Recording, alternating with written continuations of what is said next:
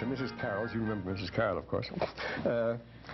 Who lived across the river, across the Willamette on the other side, and I'd take my little bicycle and I'd go along. And I'd always stop on the bridge, on the Broadway Bridge, and look down the river. And as far as you could see were the masts of ships, 3 masters, 4 masters. The 3 masters were the common ones. Ships taking wood and salmon and things like that to the Orient and all around the world. And there was only one steamboat. There was a line that had 3 steamboats, the Alaska, the Bear, and they ran up to Alaska. The Alaska, the Beaver, and the Bear. They all sank later.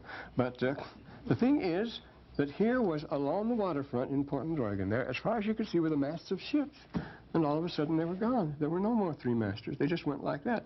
I used to be very good at making imitations of them. We'd work with them in wood, and I had some good 3 masters and so forth. The whole thing, this was and of course right next to it, it's still there, is the station, and there were the steam engines, which were so exciting to watch. Well, they have gone too. And they went, just in 1 year, the whole thing just disappeared for an entirely new culture, if we'd call it a culture. And at Sausalito later, when I was at Berkeley, you'd see the same masts of ships, but they were the salmon ships that would come down at winter at Sausalito and then go up to, and students would get jobs on them, and they'd go up to Alaska for the summertime. And then again, all these masts, and all of a sudden, about 39, 40, they disappeared, and there were no more of them. Everything has just gone away like that. You might say it's sort of sad. And speaking of the herring, of the salmon herring, this is typical. For thousands of years, the main food of Europe was herring. It was required by the church. Of course, you had to have fish on Friday. And so the greatest market in the food market in the world was the herring market at the Baltic. That's what made the glory of the Hansa, the great Hansa cities, the great merchant cities that still remain. They were the basis of the economy of Europe in the Middle Ages, were the so-called Hansa. I should be asking you what are the Hansa and so forth. What were the main Hansa cities? Hansa, Bremen, Lübeck, Danzig, and so forth. But we got awfully good in the last few years at fishing here, and very efficient. They had electronic devices for discovering the schools of fish, the vast schools. Then they had nets 10, 20 miles long for scooping them up. Then they had floating factories for processing them while they were still on the water. And it was wonderful. They got more and more efficient at the herring. And then suddenly, one day, about 10 years ago, there were no more herring. For all those thousands of years, not one herring left, not one. The whole center of the Baltic now, more than 1/3 of the Baltic Sea, is not just without herring, it's without anything. There's no life in it whatever. It is nothing but algae. It's just blue-green algae, the Corylobacteria, they call them, cyanobacteria, that eat everything up, including the oxygen, and so there's nothing left. It's now a dead sea, just, and it didn't happen in 1,000 years. So I would recommend you, I just picked it up as I left the house, the June issue of the National Geographic. No, the theme is extermination, the march toward extermination. And this is one of those great periods of extermination. I mention this because this is the theme of the Book of Mormon, in which the word destruction appears 354 times. Destruction, destroy. Well, that's a discouraging sort of thing, you see. The Book of Mormon is as upbeat as it's downbeat. But let me refer you to this. Now, we say this is the Church of Jesus Christ of Latter-day Saints. These are the latter days. This is the end. This is the final time. These are the last days. The last days of what, you see? Well, the last days of a lot of things on which we're depending. But I think this would be an interesting thing to refer to. Let me talk about this now. I say this last geographic. It tells us, now all the years I was teaching things, and since it was ancient history and stuff like that, there was lots of reference to evolution, a slow, gradual procession, slow, gradual, relentless, infinitely slow, perfectly regular. That was the old Victorian idea. Steady, reliable. That's all gone now. You don't talk about evolution that way. As the man says here. Well, now this happened. This talks about the capture of the last California condor. And it says, during the same time, that is, since the 1930s, as many as 100 acres a minute of the world's tropical forests among the most richly populated inhabitants of Earth have been destroyed. 100 acres a minute goes on. An estimated 1 million species will be lost in the next 25 years at the rate of a species every 15 minutes. Every 15 minutes, a species that existed for thousands of years will disappear forever. Well, we obviously are living at the end of an age when things are going to change. We have to do something about it. what's the handbook? What do we do? I panic when I read things like this. Then one answer comes, the Book of Mormon. You know, you may think that's a paradox, but it isn't. We'll see what the Book of Mormon is going to tell us. Then it goes on. Well, then it talks about other extinctions that have taken place. The first one was that discovered by the Alvareses of Berkeley 66 million years ago. The big question was why the dinosaurs suddenly disappeared, and we know now that there were hundreds of varieties, great varieties, great adaptation. They showed great adaptability. They could fit into almost any environment, but all of a sudden they just vanished. That's because the Earth got socked by a meteorite or a giant meteorite or a comet, and there was nothing you could do about it. But at any rate, at one time, 60 to 80% of animal species disappeared. As long as ago as in this class, was 1965 or 56, I can't remember, I guess it was 56, when Wolfgang Schindewolf, was it Helmut Schindewolf, yes, when Schindewolf introduced his neocatastrophism. Everybody took it lightly then, but they don't anymore. They took it more seriously. Namely, there are certain periods when you find, before a certain day, before a certain time, a vast variety of creatures are flourishing, and then they suddenly disappear. You don't find them anymore in the strata above that. You don't. But you find totally different suddenly appearing. And now what happens there? Well, you see what happens. The theories, there are various theories. The Earth gets socked by a meteorite. It jars the Earth's magnetic field. It breaks down the magnetic shield, which comes from the North Pole and surrounds the Earth. The Van Allen belts and so forth, which allows radiation to come in from the sun, solar radiation, and stellar radiation, which allows cosmic rays to reach from one side and solar rays to reach from the other. They come together. And they both have the effect of breaking down our genes and cells and having us produce all sorts of freaks and odd growths. You know, you jokes about this sort of thing because of radiation. Because of radiation, suddenly new types and species develop. Well, this is one of the theories and so forth. But the point is now that things do get destroyed. They get destroyed suddenly. When a certain period comes, that's the end. And we have been warned of it here. Now, it says at least 12 mass extinctions have taken place. At least 12 of them. The mass extinction concept, notice this isn't something I taught during the 30s and 40s and 50s and 60s and 70s at Claremont and Berkeley and places like that. But always, we never dreamed of anything like this. And then it says, in the 1980s, it says, the concept has hit science like a fireball during the 1980s. I never expected anything like that. The great dyings have remained obscure. We don't know why. All this is changing. We used to say the fossil record was too imprecise, but all this is changing now. The rules of evolution are being rewritten. This is just the last issue, June issue, you see, in the Geographic. Very recent, you see. But all the rules, and this is the thing we all used to argue about here, go round and round about evolution. I thought it was a waste of time. Never engaged in those arguments. But no, because dealing with human history within its time, there's no evolution at all. We talk about the KT boundary. That's the Cretaceous, or the Cretaceous and Tertiary. At that time, between the Cretaceous and the Cretaceous is the dinosaurs, and you go out and look in these Morrison deposits, this blue-green stuff you find all over Utah. That's where the dinosaurs are. And out of that, you won't find anything after that. Well, they were all wiped up. So they call that the KT boundary, when you move from the Cretaceous to all these strange creatures that belong. This isn't in our creation story. This doesn't belong to our story. Genesis isn't concerned with this. This isn't where Adam comes in. These are other creatures here. Remember, we believe in the gospel and we preach other things. And Joseph Smith's teachings are much more explicit on this than we have realized, because we get into them more today. Namely, that the whole universe is multiple use, and so is the Earth, multiple use. There are creatures on the Earth that we know nothing about, that don't concern us, that have nothing to do with our affairs.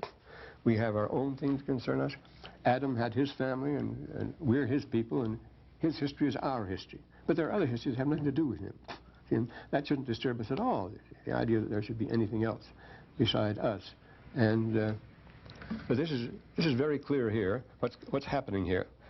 Scientists, most scientists now concur that at least one great extraterrestrial object struck the planet around the time the dinosaurs died out. There's lots of diagrams and pictures here, very nice. And here's the description. And it's a very apocalyptic description. It's what we read in the apocalypses of the scriptures, and you will recognize these things. The Book of Mormon here. In the first days after the earth was hit, dust blanketed the entire world. It grew pitch dark for from 1 to 3 months. Well, remember in the Book of Mormon, it was the local upheaval, but it's the one that wiped out Nephite civilization, and the people could feel the darkness. They couldn't strike a light. It was so heavy. That sort of thing, the same sort of thing causing it. Could be meteoric or volcanic. The two go together, actually. Excuse me. Well, that's the worst of it. Semesters always begin in the spring and in the autumn when I have my allergies, so I have to put up with that. The impact on the land, they probably got bitter cold, and then it says then the entire world caught fire, and of course this is apocalyptic, the earth going up in flames and so forth. This is actually what happened. It says, it talks about Yellowstone, it says that's nothing. That day, 66 million years ago, when the earth was hit, the entire world caught fire. To get the amount of soot we find, that is distributed throughout the world at a certain level between these two deposits, the Cretaceous and the Tertiary. To get the amount of soot, as much as 90% of the world's forest must have been burned. Oh, we're taking care of that now. The fireball would have had a radius of several thousand kilometers. Winds hundreds of kilometers an hour would have swept the planet for hours, drying trees like giant hair, 2,000-degree rock vapor, lightning discharges like those of volcanic eruption. It's on a much greater scale, but high, and a much greater scale than that in the Book of Mormon, of course. But notice it follows the same pattern. The same sorts of things are happening. Very depressing, very alarming here, you see. Of course, we can contrast. Now, he says, such doomsday scenarios strain our belief.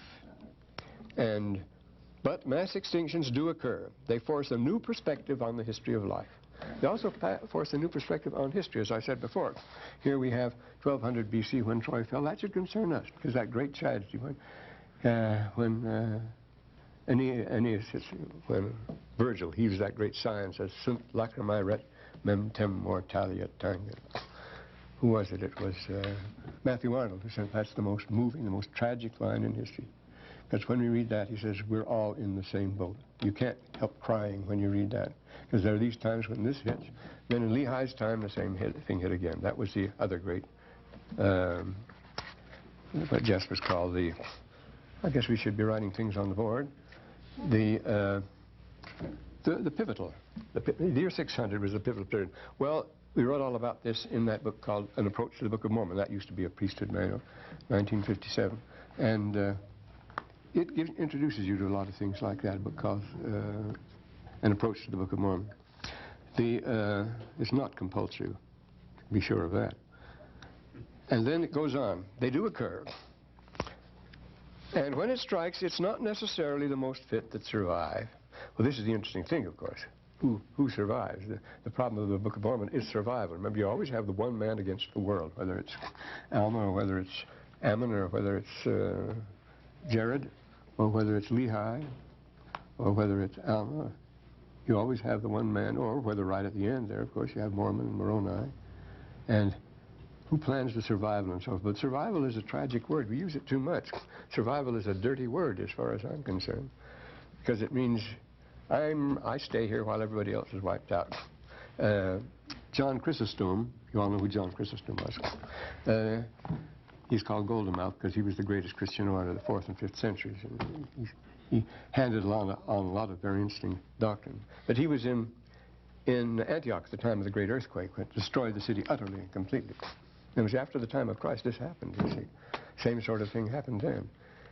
These things come in periods. There'll be a long, stable period, just as we have in the weather and so on.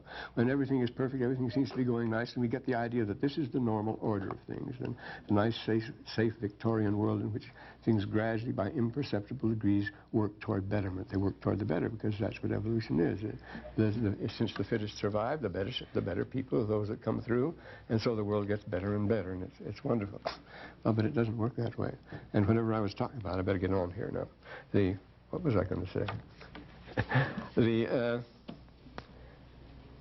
I'll think of it anyway. Oh yes, it's not necessarily the most fit that survive, and they don't. Oh, here's one of this picture. So we go on. And mass extinctions, let's promote new beginnings. Well, that's the purpose of them. The Lord wipes the old slate clean, and then he brings more on. This is a principle stated again and again in the Book of Mormon. When the cup is full, can't be filled any farther. You can't be diluted, nothing to do about it. When the fruit is ripe, there's no point to letting it ripen anymore. Then, this is the promise on this land here, then the Lord will cause extinction. They will be utterly destroyed, he says. Be utterly removed. That's the word the Book of Mormon used. They will be, remember after the winning of a great battle, the Nephites were celebrating, and Alma had to tell them, I'm sorry, you will become extinct. 400 years from now, you will become extinct. That's the word he uses, if you are wicked. But the Lord takes care of these things in order to supplant them. Remember, he says in the Book of Mormon, the Lord leads away the righteous into precious lands, and the wicked he destroys. How you get out of it? Well, it's the story of Abraham, the story of the children of Israel and Moses and so forth. Because remember, Moses's migrations took place during great world upheavals of the same kind. That's the 1200s. See, that's the same time that Troy was destroyed, that the Israelites went out of Egypt into Palestine. So it says here, and so that's what happened. The best evidence of the greatest extinction of all, that's the Permian extinction, in which 94% of all life on Earth was extinguished. That was great. Is in Utah's House Range, east of here, west of here, the House Range, which is now, this is an ironical thing. It is the best evidence we have for the worst extinction that ever took place in the world, it tells us in this article here. The first mass extinction, the worst, it was a terror. So what they're practicing there now, it's been turned over now as a range, but there's been much discussion. The ranchers are protesting and so forth. They're not doing any good because the Air Force is going to have it, and they're going to use it as a range to practice mass extinction, including biological warfare. See? We're practicing mass extinction out there now. See, the clock comes full curve here, full circle. And we suddenly, well, and then some other things. Reef life, it evolves anew after each of these.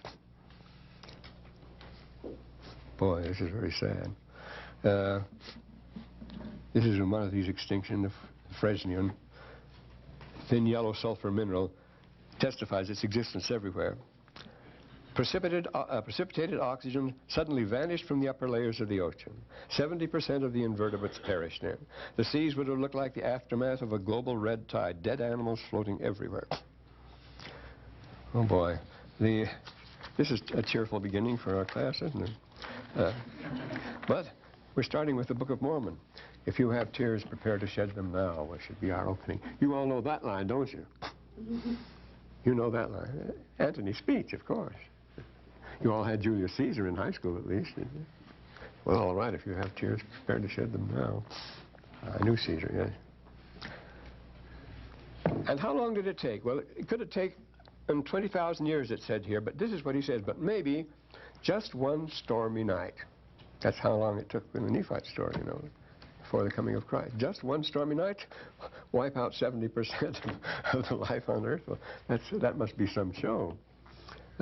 Great swings of the sea wind. In Nevada, we find, I remember going on a field trip with Brother Bissell many years ago when I first came here. We saw these things in Nevada, huge boulders of coastal rock from the coast carried right across Utah, huge, enormous boulders. And then these fracture points when they're up Spanish Fork Canyon where they smash against other rocks. The violence of the thing must have been inconceivable. And so, oh, I was wrong. It wasn't 94%. The Permian was the greatest extinction. Perhaps 96% of all species disappeared. That's something.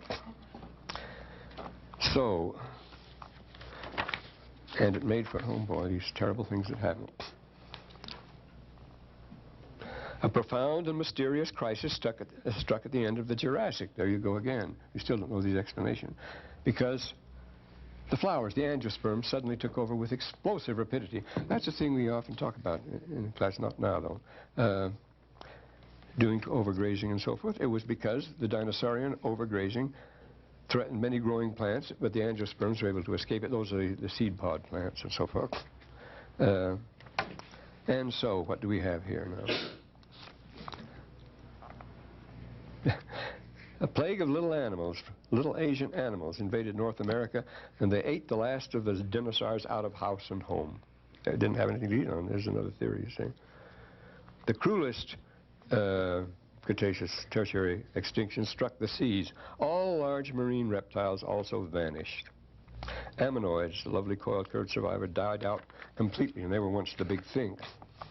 And then, again, we talk about this. Remember, this goes with the Doctrine and Covenants class as much as anything, because it talks about the showers of stars and meteors. And this is a very important thing. It goes with them. The Earth was hit not by one great object, but rather by showers of comets. Stars fall from the heavens, has bombarded the Earth over. That bombarded the Earth over several million years, and this is how they're trying to explain it now. It's a scary sort of thing, too. When the comet struck the seas, generating tsunamis, overturns the deep anoxic or toxic waters, the tsunamis, the tidal waves that drowned so many cities on the coast in the Book of Mormon when the Great Destruction came. They were caught in tidal waves. The final terminating impact, as Kaufman, that occurred on the land were produced firestorms, soot, and a pall of dust. And we, of course, there shall be a vapor of smoke, and it shall cover the earth, says the Book of Mormon. So we have, this is on schedule. As long as we're on, it might say that this thing is scheduled every 26 million years. We have these things happen. What could that be? Well, there are two theories. There is one of the Oort cloud between Neptune, between Pluto, and all this Neptune stuff. See how it's caught us by surprise overnight? Between them is a cloud of a mass of stuff circulating on an almost galactic scale. And every 26 million years, in the sun's course around the galaxy, we pass through that in a regular trend, and then we get showered by this stuff, and it knocks everything galley west. The other thing is that the Earth has a companion star. The sun has a companion star, a dark star we can't see at great distance. They go around each other every 26 million years, and they call that Nemesis. They give it the name of Nemesis. And Nemesis brings with it a cloud of planets and its own dust and stuff. And when we pass through all that stuff, then we get showered, and then we get plastered again. So this is the picture you see. A dense cloud of comets that astronomers believe surrounds our solar system. Something could periodically unsettle that cloud, and fling battalions of comets, and it could be the Nemesis or the Oort cloud. See, they don't mention that here. Well, a star orbiting our sun, a 10th planet, our solar system, moves periodically through a star-dense spiral. Well, between 35 and 40 million years ago, a well-documented chilling of the seas did all the killing. Would still be a shower again. Well, this is coming quite recently now. Now we're surely in one day. Whether or not we fit a cosmic timetable for an extinction, we surely are in one today. We're in a period of extinction today, is what it's telling us now. In North America, about 11,000 years ago, which is that late, there was that early, there was a brilliant culture flourishing in the Balkans. Now, we won't go into the chronology of the Bible now, as far as that goes. But 3,000 to 4,000 years before the pyramids, there, the Varna culture and the people in the center of the Balkans, where they've discovered 36,000 artifacts, temples, marvelous sculpture and so forth, wonderful metalwork, fabulous mines, deep mines there. It was amazing. But at the same time, almost the same time as these creatures, because this would make it only 9,000 BC, and it was there then. It reaches its peak between 8,000 and 7,000 BC, that particular civilization. But here, in North America, about 11,000 years ago, most large animals were wiped out. All perished abruptly. What happened? And by abruptly, I mean, you know about the stories of the mammoths found with undigested buttercups in their stomachs and so forth, which means they must have been frozen very, very fast. It takes 3 hours to thaw a turkey. And how long would it take to freeze a mammoth, you know, so that the digestive processes wouldn't cause decay gases and all that sort of thing? Here we have fresh buttercups in these mammoths. And no, they're so fresh, you know, that there was an industry in Siberia, in Tsarist Russia in the 80s and 90s, which sold this for dog food, which sold mammoth meat for dog food commercially. There was so much of this stuff. All perished abruptly. The extinctions were so rapid, within 500 to 1,000 years, that many scientists would suspect, or at least assist a villain in the extinction, that man was the one who was responsible. He was the one who was responsible for that one. Now we come to ourselves, you see. Now, he says, in the plant group, I studied in 1930. 42% of them have become extinct since then, since 1930. Just this particular botanist just talking. Sommer, head of the Bishop Museum in Honolulu. And again, you only have to ask who buys the timber or beef these felled forests produce. Well, McDonald's does. No, they're the biggest market for the Brazilian jungles. Hawaii contains 27% of the endangered birds and plants, and so we go to these sad statistics from now. We can see the health of the species interconnected if we let it that if we let too many disappear, we will go too. We depend on this picture today. For the first time, a living organism can consciously do something to halt a mass extinction. And now this is a theme of the Book of Mormon, as I say. Extinction is 300 and, yeah, I think it must be 354 times. Yeah, 534 times, excuse me. 534 times the destruction is mentioned in the Book of Mormon. Well then, what else did I write this morning? The Book of Mormon is a purely religious document. In fact, it's the greatest religious document there is because it's the only one that answers the terrible questions. I was going to bring on the new paperback. I practically require it. Richard Anderson's paperback on the three witnesses. It's come out now in paperback and it's available. That clinches things very tight. You know. You can't say this about, see, the terrible questions are, the questions that haunt everybody is, the Book of Mormon only can answer this as far as that goes, is this all there is? You see? Is there anything else? Well, we can talk about morals and we can talk about beauty and ethics and all this sort of thing and say that's religion, but that isn't what religion's interested in. We just want the answer to, well, that one question. When we die, is that all? Is there anything else? And so forth. What comes after that? And, of course, the answer comes with an angel from on high. Moroni, an angel from other worlds, from deep space, you might say, and it's more than that, from the immensity of space. He comes and personally delivers the book. And on top of that, you see, we have Joseph Smith's witness, and you have the three witnesses, and you have the 8 witnesses. They saw it all their lives. They said the 3 left the church, as you know, vanity and injured pride in the light. They came back, and except for A.G. Williams, and they never denied their testimony. And of course, as soon as they left the church, all the newspaper reporters and ministers and others swarmed in, descended on them like locusts. Now you will tell us the truth. Now you can tell us what really happened. And they did. They'll tell you what really happened. The angel came and showed us the plates. And that's what they told them. They could never shake them at all. Any of them. Well, how do you explain that? Well, the great Edward Meyer says, we can only say that that was a hallucination. But there's a catch to that. The Book of Mormon is not a hallucination. Everything else. I've been reading this week about the Rosicrucians. A movement began in 1614, 15, and 16. Things start going. But they had their sacred books, and there have always been these groups of mystics and sectarians and others that have.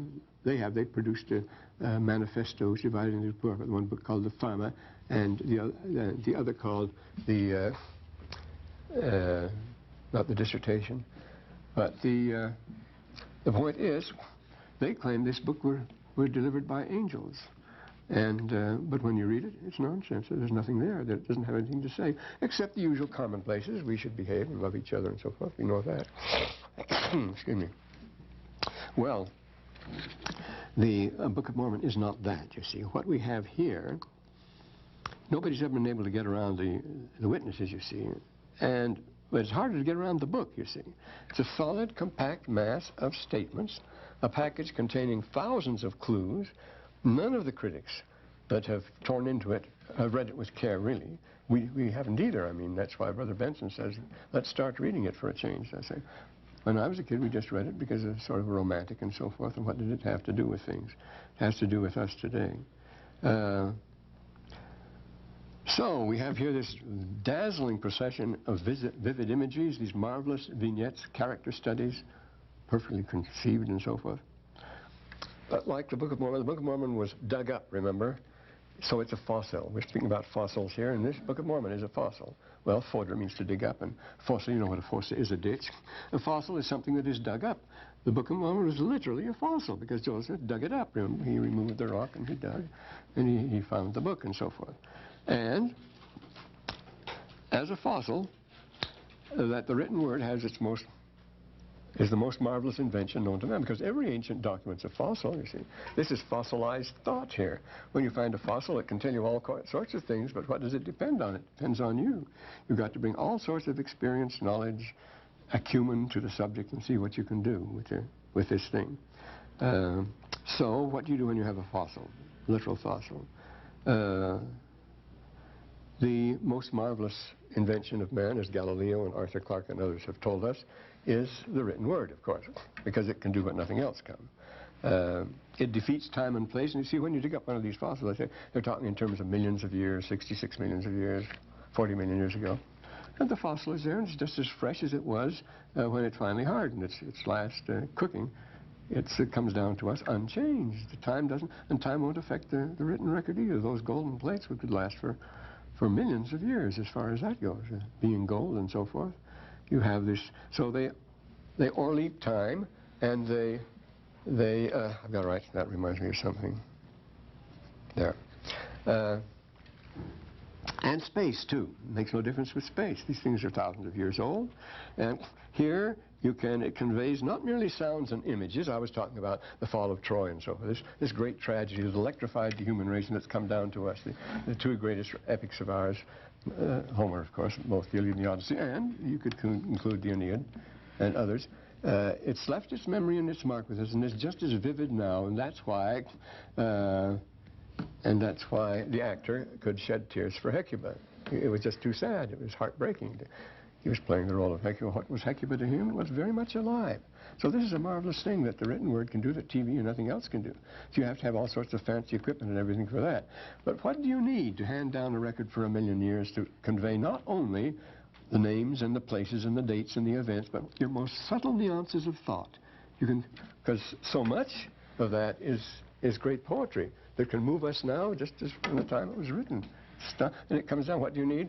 A surface to scratch on and something to scratch it with. Take a rock or a stick. If you can scratch it on, make a scratch enough, it'll be as deep as the indentations in a fossil, and it will last for 1,000,000 years as far as that goes. So by the written word, you can o'erleap time and space and all the rest of it. And they're just as when you look at a fossil. It depends on, the geologist can tell you what kind of a creature it was, what its environment was, what it lived on, its habits and so forth, just from that one. It can even be one bone. Of course, that does some very comical things, because we know some of the reconstructions of dinosaurs of 150 years ago look very funny now. That isn't the way they looked at all. They didn't have enough bones. But if you have enough to go on, you don't need too much, you see. But a skillful geologist can look, or a paleontologist can look at a bone and tell you all about the creature. And it's the same thing in reading the Book of Mormon.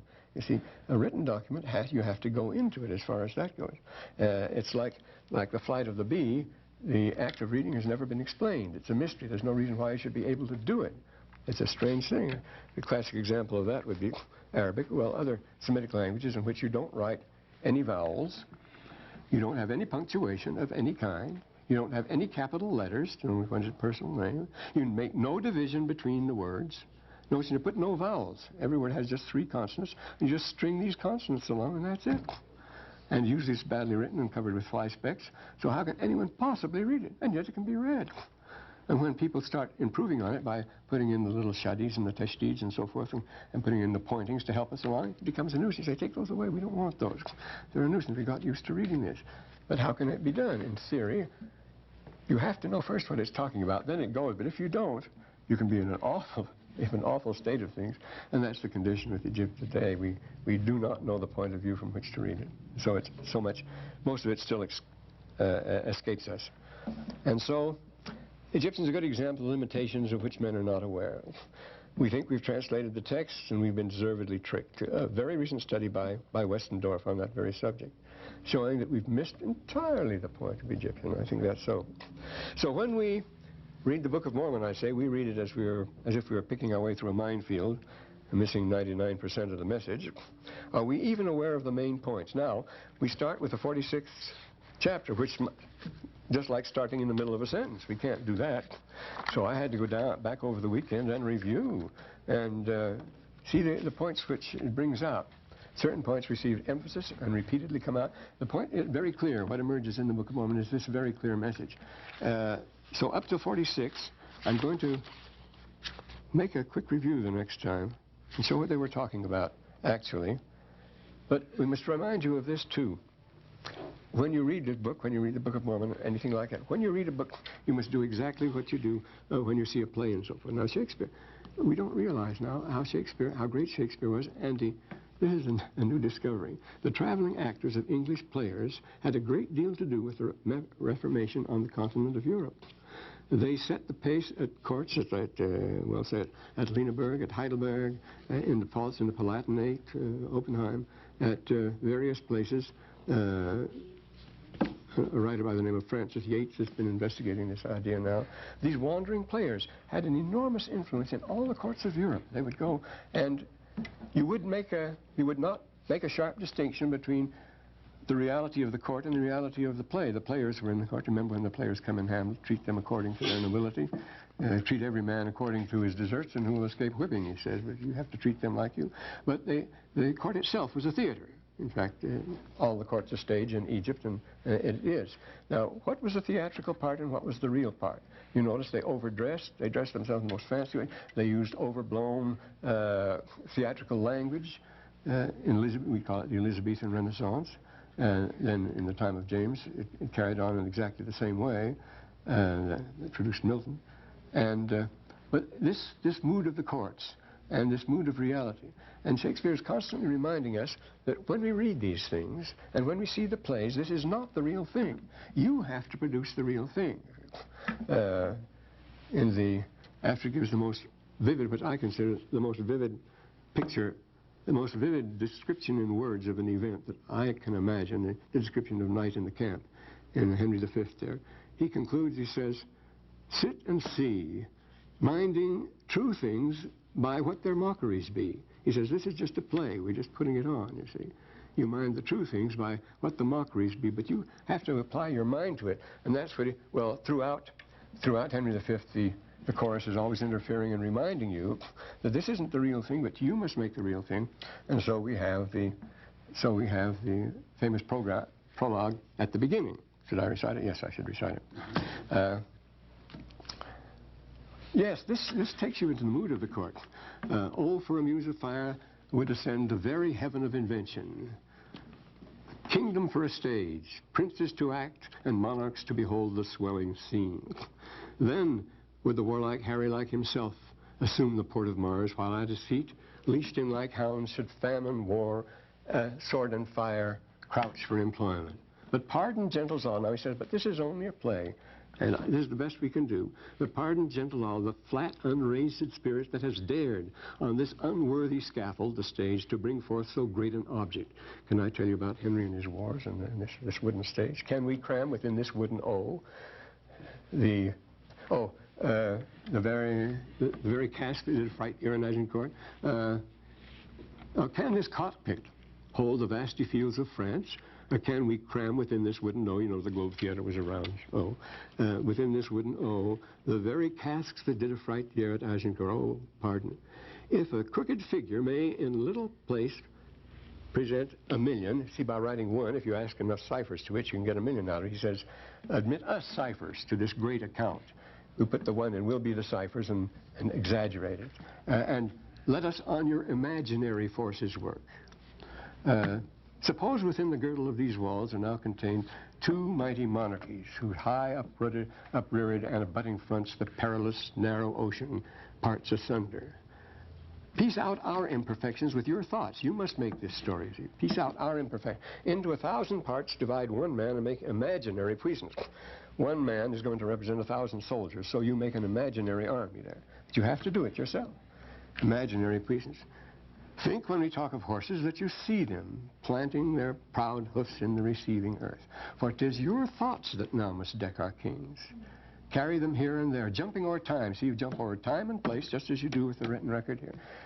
Carrying over time and place, he says, jumping o'er times, the accomplishments Turning, yes, turning the accomplishments of many years into an hourglass. You can take the events of many years and you can present them in 1 hour, as you can read it in a book, the same way. As far as you must now deck our kings, is your thoughts that now must deck our kings, you dress them up and put them in their proper places and so forth, and then jump over time, remove them here and there, and carry them here and there, turning the accomplishments of many years into an hourglass, for which supply admit me chorus to this tragedy and so forth. So there you are. He says you have to do it. You have to do it all yourself. And when you read the Book of Mormon, you do that, you see. We skim through, we look for the high parts, we look for the heroic Moroni, Captain Moroni, and that's about as far as we look in the Book of Mormon. But that book is so full, and it's so exactly, so meticulously voracious. Everything is exactly the way it should be, the way it's presented. But the economy is so condensed. All this that gets in here, no, it's a miraculous work. Now, I see the time is almost, oh, are there any questions? Of course, everybody asks, what are you going to write for this course and so forth. But I'm not going to tell you. So, yes. Question, yes? The room's important. One of the great themes of the Book of Mormon is the wandering people. That's right.